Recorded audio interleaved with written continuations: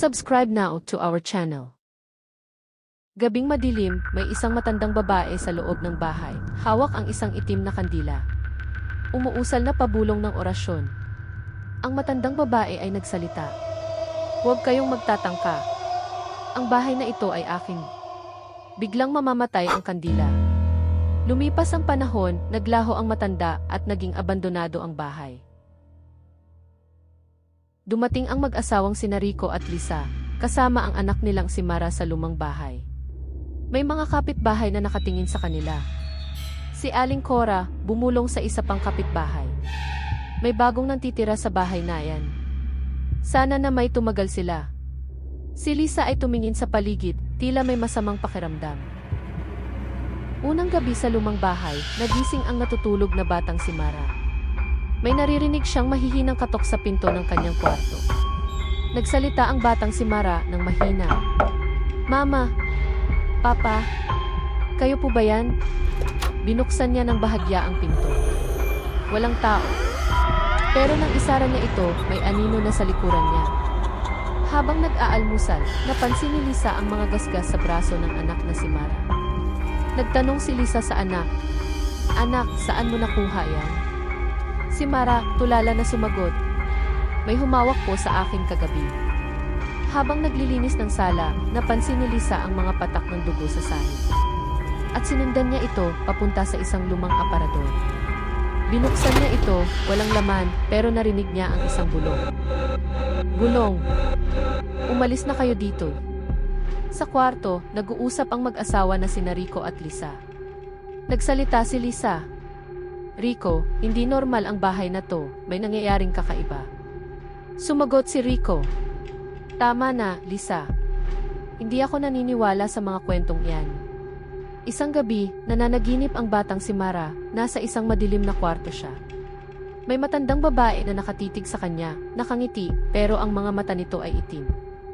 Nagsalita ang matandang babae. "Iwan ninyo ang bahay ko, magsilayas kayo sa pamamahay ko." Nagising si Mara na humihingal. Kinabukasan, lumapit si Lisa sa kanilang kapitbahay na si Aling Cora upang magtanong tungkol sa bahay na kanilang tinutuluyan.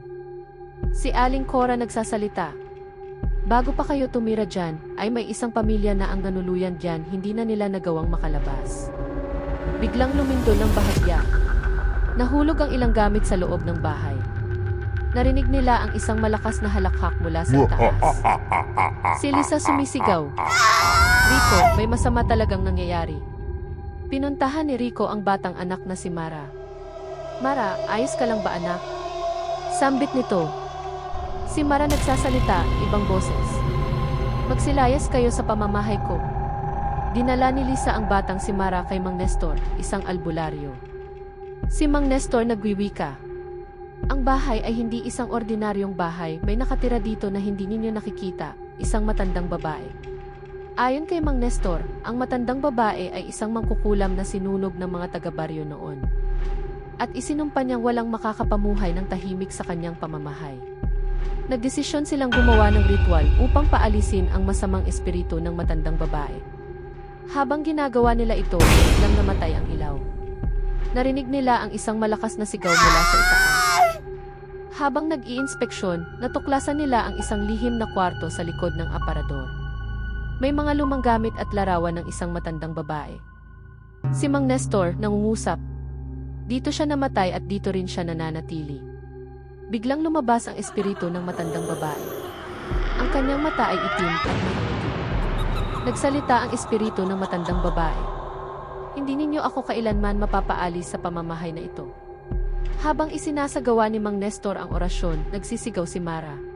Parang may pumipilit na lumabas sa kanyang katawan. Sa huling bahagi ng ritual, biglang napasigaw si Mara at nahimatay.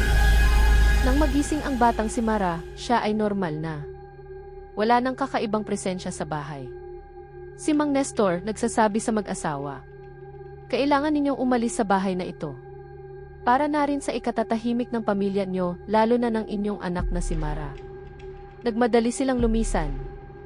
Habang nasa sasakyan, tumingin si Mara sa bahay at nakita niyang may isang anino sa bintana, ang matandang babae, nakangiti. Habang lumalayo ang kamera mula sa bahay, may isang bagong pamilyang dumating. Sana po ay nagustuhan ninyo ang kwento natin ngayon. Maaari nyo pong pindutin ang subscribe button bilang suporta po sa ating channel para po sa tuloy-tuloy at mas marami pang kwentong ating pagsasaluhan.